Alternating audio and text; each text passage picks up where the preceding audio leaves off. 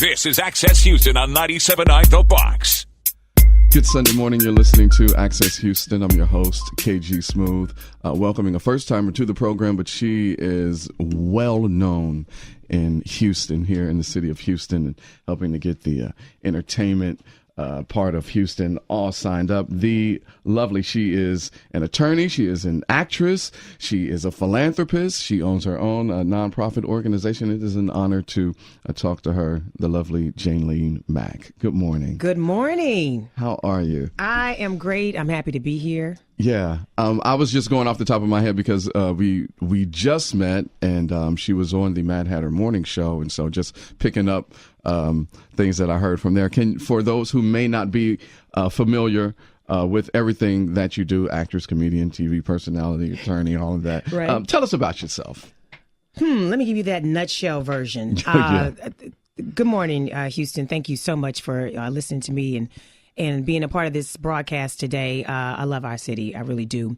Everybody knows me as the lady that's in arts and entertainment. Mm-hmm. Yes, I'm an entertainment attorney. I'm a playwright, a TV and film producer. I am a actress, and I founded MPAC, which is Mack Performing Arts Collective. And, I'm just one of those people that's all about supporting the arts, and which is a hashtag that you'll find that I post often, hashtag support the arts. Mm-hmm. So in a nutshell, that is me. Yeah. How did you get into the arts? Was that something that you were introduced to as a young woman, and then you just, put like, this is what I want to do? Or was there someone that you saw that you were like, what sparked that interest in the arts for you? It's a couple of things. It's having the traditional Black mama. Okay. Who needs to keep her kid busy. Yes. So my mother would take me, I grew up in the city of New Orleans, and my mother would take me to community theater and to go see her friends in plays. But that just amazed me. These people in costumes, they're on a stage, they're performing, and it was just very, very engaging. So that was kind of my first exposure to theater. But then when I was in second grade, my second grade teacher, Miss Harris, she encouraged me to participate in the speech contest. So I would have to learn a speech, recite it, and I came in first place. I did The Creation by James Weldon Johnson. And I still remember that speech to this day. But that got me comfortable in speaking in front of people. Mm-hmm. That gave me a lot of confidence, and it just kind of stuck with me. So moving forward, again, in New Orleans, where there's culture and heritage and stuff, and it's just right in your face, music and all that stuff. I was in dancing school. Oh, God, the food. I was in dancing school. I used to march in parades. I was in the choir. I used to play the guitar for the choir. I did every school play. I did all that stuff. It was just in me. It was something about that creative side and that performance side that spoke to me. But ultimately, what really pushed me over is watching Kim Fields on The Facts of Life as a kid. Okay. And I'm just amazed at this little Black girl. On these roller skates. On these roller skates, right? But in the sea of all these little white girls, she looked very out of place. Mm-hmm. It's like taking the little project kid and sticking her in this most elite boarding school. Mm-hmm. And I was just amazed, like, she just represents so many people that I know, including myself, right? Mm-hmm. And that got me to really thinking about acting. I was just amazed how she made it fun to make other people laugh.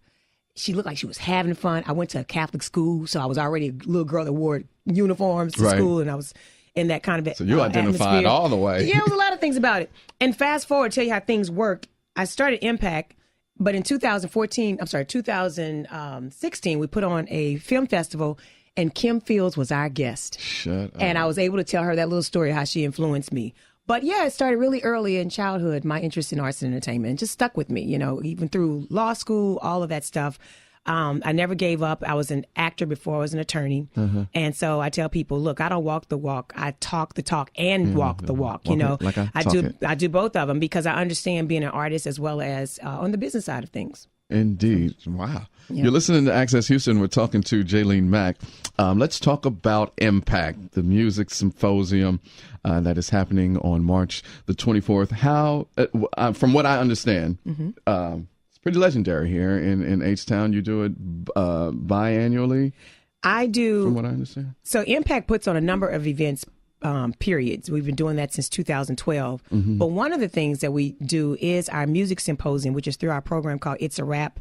And we have our education program is It's a Rap. Our music program is called MPAC Jazz. And together those programs present to you the Music Symposium. This is our 2018 symposium. It has 20 speakers, 5 panels of information, 10 to 5 at U of H Law Center on March 24th. So if you set aside a Saturday to come and learn and connect with people in the music business, I'm telling you, it won't be time wasted. It'll be a great investment. It's a very low cost. We start with high school students. They get in everything we do for free. We do this primarily to create platforms and access for people trying to launch into careers in arts and entertainment. For those aspiring professionals that have been dibbling dabbling in it but haven't quite gotten anywhere, right? Me. And the veteran. And let me tell you, oftentimes we fail at our attempts of success because we don't put in the necessary time, right? Yeah. And by that, I mean the time to go and learn and connect and network with other people who have done it before, who know how to do it, who can point out the pitfalls. You know, there's no sense of reinventing the wheel. But if you do reinvent it, just make sure it's definitely improved, right? But it's still the wheel. Right. So there are certain things that you can't get in a Google search. You can't get from a story that somebody else tells you. You got to be in the trenches and you got to experience it yourself. Right. You can't sit behind a laptop, you know, just on the internet. You can't just read the trade magazine. You can't just watch people on TV. You got to get in there and you got to connect. And I'll tell you, in the entertainment industry and arts, relationships are everything. Yeah. So you form those relationships going to things like these symposiums and conferences and stuff where other like minds join together for the same reason. And I also tell people, even if you're an actor or a comedian and you go, yeah, I'm not a musician. I don't sing. I don't dance. I don't write songs. Go.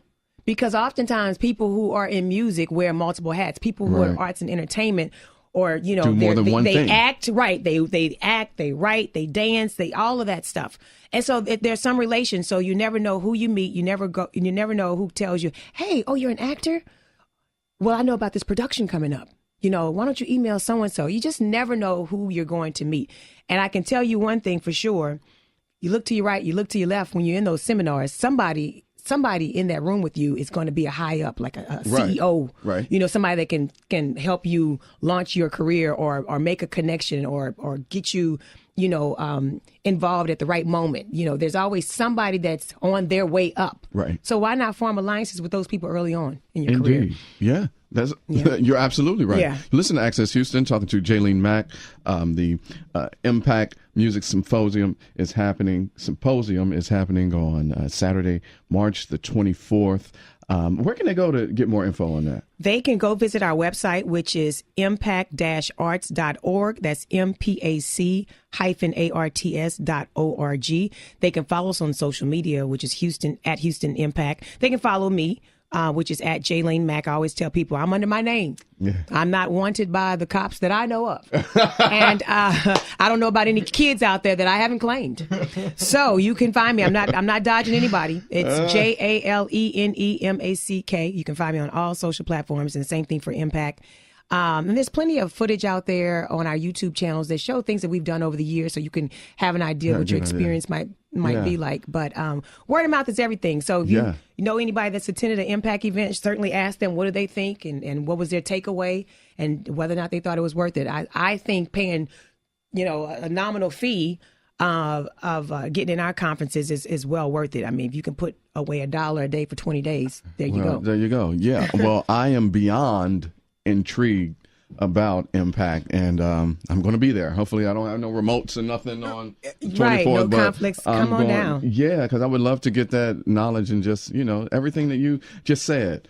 And I'll tell you about some of the topics that we're covering. Yes. So people know. And I want to say, just don't think of this as I have to be a singer, I have to be a dancer or producer, whatever. Mm-hmm. If you are in any way makeup artist, publicist, management, or if you are in any way associated with anybody in the music business, they're your client, they're your relative or whatever, you should be there to learn and absorb. Because I tell you, if you're a manager and you don't know some of these things, then how are you a good manager to your client? So some of the topics that we're covering is building a team, such as a business manager and road managers, dealing with booking agents, talent agents, entertainment attorneys, publicists, people who finance, things like that. Building a brand. And I'm going to tell you now, social media makes everybody think they're somebody, that they are a brand, or that entrepreneurship is easy when it's not. So there's some things that you have to specifically and intentionally plan out and think out and develop to really build a brand. And then once you have a brand and you identify that, how do you even protect it? So those kind of things will be discussed as it relates to the music business. But, some of these topics, it doesn't matter which line of business you're in. Business is business at the end of the day, business so you can benefit. Yeah. So we'll also be talking about intellectual properties. Not everybody recognizes that you should file copyrights. Yeah. If you're protecting a brand, maybe I should file for a trademark. So some of those discussions certainly will be had. This benefits songwriters, particularly dealing with publishing, things like that. So, what's BMI? What's CSAC? What's ASCAP, Harry Fox? All of that, yeah. How do I track my money? How am I getting paid? What's sound scan? All of those things. We will talk about record label entrepreneurship in terms of, how do you start a label? What's a good contract look like? Developing an artist, distribution, all those things. Radio play. Okay. We know that's key. If you got a song and you can't get it out and you're not registered on any of the digital formats, but sometimes, hey, you still got to have those relationships with the stations. Hey, can you at least play my single one time or whatever? So radio play is important because that still gets the word out to the masses. Right. And then we're talking about film and TV placement. So know that you can make a killing if you can get your song in a commercial. Or on a TV show or whatever. Do you notice how many songs are played during Super Bowl commercials? That's big money. Yeah. So anyway, we'll be talking about some of those things and then some. Those are broad topics. Everything's game. It's like a town hall meeting for people in the entertainment industry. Okay. So you show up with your question, show up with a problem, and hopefully one of the speakers can help you with that. And it's not a situation where the speakers are just talking, then you have to wait till the end to ask a question. You might not get your question in. No, it's an interactive conversation. There's real dialogue. Real dialogue. So you can go to the mic and jump in and ask a question at that moment. Now, I will tell you, don't take up all the time. These sessions are only an hour each now. Everybody's trying to, sell themselves at that moment. So we want to be respectful for the person behind you with the question. Yeah, so basically keep it elevator pitch time. Yes. And there, of course, there'll be time in between panels and time before and after panels to have some discussion with some of the speakers that maybe you couldn't get your question answered during that time. So it's a place about access, networking, information exchange, elevating yourself, going to the next level. When I was talking about some of the things that keep us from being great, being successful, is simply being that hamster on a wheel. I'm going somewhere, but I'm just going in a circle. Yeah. Right. I ain't really moving. I ain't really I'm not covering any real miles here. Yeah. And so that often happens. And a lot of that happens because people think they know everything. They think there's nothing to learn. Oh, I know that person. Oh, I met that person before. Oh, that person can't tell me anything new. Can I be honest? If this is the honesty hour, I've been going through that, but not because, I'm not willing to learn. I mean, I love learning new stuff. Like you're never too old or too good to learn anything. So I stay a sponge head to absolutely absorb information. However, I will say that I have a plan. I know what I need to do. But for whatever reason, I don't know if it's because of me and age or whatever the hell is going on with me inside. Like, there's just this block. And I've been thinking about it. I'm very self-aware. I mean, I once thought I was going to be a psychologist, so I'm very self-aware of my emotions, of, what's going on with me internally, all of that. But I can't seem to figure out, like, dang, KG, just get up and do the stuff. You know what I mean? I don't know. A friend of mine was like, you probably need like a holistic therapist, something to cleanse you out. Because I'm talking to other people who it's going through what I've been through, and it was like, yeah, I was there, and a lot of time passed, and once I snapped out of it, I was really mad at myself because like, dang, you could have been here, you could have been doing this and then this and this, and Right. I'm just really stuck, Jalene. Like, I'm not going to even front. I'm going to tell you, and I think you're talking about some artistic pursuits, Yeah. and certainly some career pursuits, maybe Yes. related to media and Indeed. Yep. journalism and such. Yep. Couple of things that jump out at me. People will tell you to maybe do a vision board, right? Maybe put your goals down on paper. Maybe plot out every day, these are the things that I'm going to attempt to do, and just see them get scratched off your list, right? To see that you're actually making progress. Yeah. But I will tell you, being around, again, like minds is some of the greatest motivation and inspiration that you can get. Because what you discover is that you're not the only one. Yeah. Sometimes with this blockage or feeling a little heavy and burdened down in some way, or I can't think straight, or Yeah, I'm not the go-getter that I once was. I was the all of one that I was creating things. Like I used to be like, where I want to do stuff. I want to create stuff. I want to move. Yeah. And then I don't know. And I will tell you this, a few things. I experienced some of that myself. Some of it comes from, and these are all entertainment related things that I'm talking about. Some of it comes from the fact that Houston is not an entertainment town, right? So we're right under the radar. So when you go out to LA, or you go out to Atlanta, or New Orleans for that matter, or even Albuquerque, places where the film and television industry is thriving, you get off that plane and you get in your Uber or whatever, and you driving around, you looking, and you smell success in the air, right? You smell opportunities. You say, bring on the auditions. And even your opportunities are different because of the people and production houses and the caliber of the powers that be out there. They're close at hand. And so you're just like, the possibilities, it's different. It's a different mindset. You automatically just shift gears mentally some kind of way. Yeah. But the reality is, if you don't live there and you're visiting, you got to get back on that plane and come on back home to Houston. You get out the car and you go, I smell light bill, gas bill. I smell cable bill, cell phone bill. I smell, let me go pick these kids up. What am I cooking for dinner? You smell all of those things that kind of get in the way of pursuing your creative dreams, your things that fulfill your passion. And it's such a delicate balance because, again, I feel it myself. I'm an entertainment attorney. I can't stop practicing law, which pays bills, to just do MPAC or to just pursue my acting career or whatever. We have to find a balance. But even with that being said, we have to stay the course and we have to stay in it. And I think Jordan Peele said it best at the Oscars when he gave his speech. He talked about the fact that I started writing this movie and I stopped 20 times. Yeah. And I got away from it and I came back, but just something told me if I keep at it, I know it can be great. I'm paraphrasing. Yeah. I know it can be great if the right people believed in it, right, and supported it and stuff. But he admitted it took him about 20 times. And people experience writer's block in different formats. You don't have to be a writer to experience that blockage, right? Absolutely. And so, but he's a proven testament as to if you just stay the course, if you just keep at it, no matter how long it takes you, it could be great. Yeah. The rewards are there. And so he went from that to the Oscar. And I do think we have to stay in it. And we also have to acknowledge that what we're trying to do, whatever our end goal is, we have to commit to it and don't treat it like a hobby.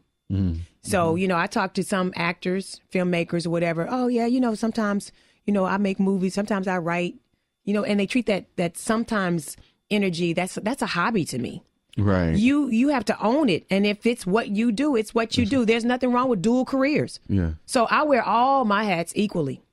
And I've had that pushback from some of my close friends, associates or whatever. I remember one of my friends, her mom said, "Ooh, you doing all that acting stuff. You wasting your parents' money that they spent on your law degree." And I was like, it's funny that she decided that on her own without really knowing the magnitude of what she said and understanding the impact of it. But because it really just kind of dismisses and trivializes all your dreams and hopes and stuff. Right. Yeah. But to show people that you can wear multiple hats and make it work, because we know we need several streams of income, right? I co-wrote a play called The Great Divide with my writing partner, Gary Wilkins. So that was my writer's hat. We produced the play. That was my producer's hat. You know, I'm a playwright. I put that hat on, right? Then I had several successful shows. Then we turned around and I negotiate the rights to turn it into a movie. So now I didn't put my lawyer's hat on, okay? Not only did we sell those rights and the movie get produced, I have a producer's credit on it and I got paid a writer's fee. So all these hats created all these streams of income. And the movie went on. It comes on over and over again. I think every month, I get somebody that says, "Oh, I'm watching The Great Divide." It keeps popping up. It's like it has a little cult following. But the movie stars Tashina Arnold, Golden Brooks, Darren Henson, Richard T. Jones, several people in there. I might be missing somebody, but I'm in it. So I had an acting role in it. So when somebody tells me I'm wasting my education or my talents in some way, don't think that just because you might not see the benefit of that one little singular, talent of mine right now, that I'm not fulfilling, some other need somewhere else using another talent, of mine. But they're all my talents to share, and they're all my talents to utilize what makes sense in where I am, in my pursuits towards happiness at the end of the day. Yeah. So it's amazing how people get uncomfortable with your comfortness in what you do, right? And it's easy for people to be naysayers. You have to ignore the naysayers because not everybody understands what you're doing. And it ain't for everybody. Right. What you do. And I tell people all the time, and I know I'm on a soapbox right now, but I tell everybody it's so important Talk on. who you pick around you. Yes. And by that, I mean, it's great to have a team and it's great to have a great team, but you still have to be selective in that team. But that's actually a little bit separate in terms of your business team. Sometimes it's just who is that rock to you, right? They have nothing to do necessarily with your team in terms of having a function like they're your talent agent or your manager or whatever. But you have to have that one go-to person that gets you completely. They know how many days and nights you've struggled and compromised and sacrificed. They know how many goals you've had, how many desires you've had, all the things that you've done, all the hard work. They know every single thing about everything that you've tried to do to get to this moment, right? So when you get that good news of something so great that makes all of that effort, all that time, all those hours so worth that very moment, and you want to share this good news with this other person, that third person, you have to be selective in who that is. You better, and I'm gonna tell you, preach. Because sometimes you can say stuff and it's so exciting, it's so great, and you know how big it is, right? And then you might get the response of crickets, right? You might get the response of I don't get it. You may get the response of, okay, that's nice. Can you do such and such? Like they totally ignore it. Yeah. And it kind of deflates you in a sense because they don't understand what you just presented to them. So it's good to have that rock that gets it, that receives the word, the message that you delivered, and they help you process it together, and they're just as excited for you, and I'm not talking about the yes person. Right. I'm just talking about sometimes you have to pick and choose what you share about yourself with other people, because some people will stomp it out, trivialize it, make it seem like you don't know what you're talking about. This makes no sense. Why are you doing that? Why are you wasting your time? Use it against you. Oh my God. Don't you have to clear yourself of people like that? You really do. And the higher you get, the higher you elevate in whatever you do, the smaller your circle gets. Yep. It just has to. And it just has to. It has to. You outgrow people. You do outgrow people. And I'm one of those people, I don't necessarily throw friends away, true friends. Right. I don't throw them away just because they don't quite get me, right? I just know how to compartmentalize some of the people around me because, God gives you this circle, but you have to have some amount of discernment, right, to understand how to utilize your circle. And so some of those people that you may feel like, I'm just done with her or I'm just done with him. Maybe you're not. Maybe you just got to compartmentalize and realize this is where they have to be in your life. This one little section here. Jalene, why do I feel like you're talking about my life? Yeah, I'm telling you, and I'm just talking in the simple terms. I'm not I don't have a medical license. I don't have any type of certification as a motivational speaker, which is another topic because everybody's claiming to be a motivational speaker. Okay, come on and they're now. not properly credentialed and stuff. Okay. So I tell people I am not a motivational speaker. I just got something to say. You know, and the things that I'm telling you are from my own experiences. And also I say these things because I know I'm not alone. You're not alone. There's plenty of people out there that kind of share these kind of struggles in pursuing our dreams. You have a book. So just sitting here having this conversation, and it's got me. You have a book, The Business of Stage, Screen, and In Between. I love that. Thank you. What's the book about? The book is a book sharing practical experience that I've gained over the years. Initially, I wrote it because I wanted to tell people about producing your first play. And I'm not, I didn't go to school and get a degree in theater, but because I wear so many hats, I have so much experience. I picked up all this knowledge along the way, right? So with all my different hats, I felt like, there might be somebody else that comes along that wants to write a play, produce a play. They don't have a degree in theater, but they want to know how to do it. So I wanted to share all my thought there. And before I could finish the book, I came back and I produced a second play. So I said, well, let me go back and add this experience in here. Mm-hmm. Before I could finish the book, my second play became a movie. And I said, well, let me go back and write all this information that people should know.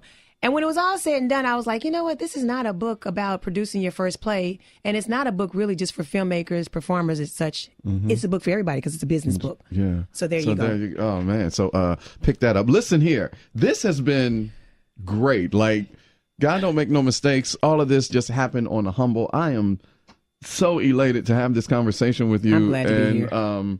You know, I hope to see you more. I hope you'll come back on the program because I really feel, I'm an energy person. I'm a Cancer. So I've learned as I've gotten older, like, trust the vibes that you get because energy doesn't lie. Yeah, yeah. I tell people I am who I am. I don't have big billboards and commercials running. I have my name and my reputation. So you get what you get from Same me. Here. Yeah. I was raised in New Orleans. I'm a hugger. Yeah. I enjoy good people. Yeah, me too. But don't mistake that I do identify with rotten folks too around me. I can, I have some discernment. You can do that when you can, when you need to. But you like to keep that up. Yes, I appreciate being here. And I just want to tell people our next event is April 14th. It's an annual comedy workshop, and so they'll be able to find out more about that. Our past speakers have been Faison Love, Kim Whitley, Guy Torrey, Chris Spencer, so many different people. You don't play the radio. Listen here, Jalene Mack is the real deal. Of course, Houston, people who've been here, they know that. I am just meeting you. I am just blown away, taken away. I'm like, dang, I want us to be friends in real life.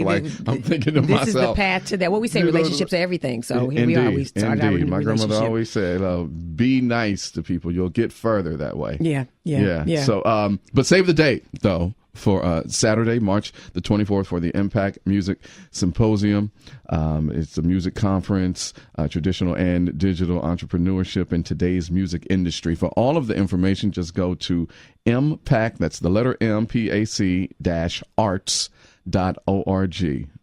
MPAC-arts.org to register, get information. This is going to, I'm excited for it. It'll be at the U of H in the Law Center.